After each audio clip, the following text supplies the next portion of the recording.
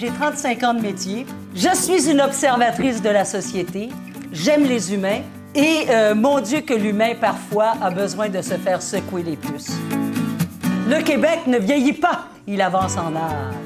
Ce n'est pas l'âge qui va vous empêcher de vivre ce que vous avez envie de vivre. Que les personnes retraitées s'endettent de plus en plus pour conserver leur train de vie et il me semble que c'est une stratégie extrêmement dangereuse.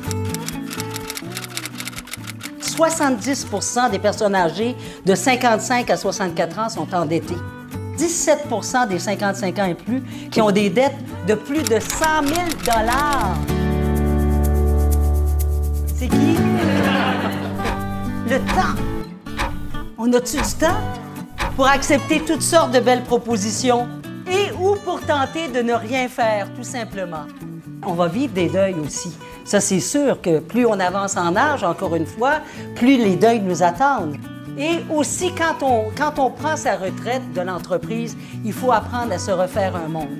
Justement, pour être capable de prendre ça pas trop durement. Parce que oui, c'est un deuil à faire que de dire c'est terminé. Le réseau. Est-ce que j'ai envie de vieillir toute seule avec ma gueule? Pas en tout. Vous autres non plus, hein? Profitez-en d'ailleurs ce matin là, pour justement créer des liens, établir un réseau, c'est important. Vivre, c'est s'adapter. Cesser de s'adapter, c'est mourir. Moi, je trouve que d'avancer en âge, c'est de se permettre d'évoluer. Et c'est ça qui est extraordinaire. Il n'est jamais trop tard pour le bonheur, pour la plénitude, pour être sereine. C'est pas parce que vous avez 60, 70 ans, 80, 95 ans, il n'est jamais trop tard pour le bonheur.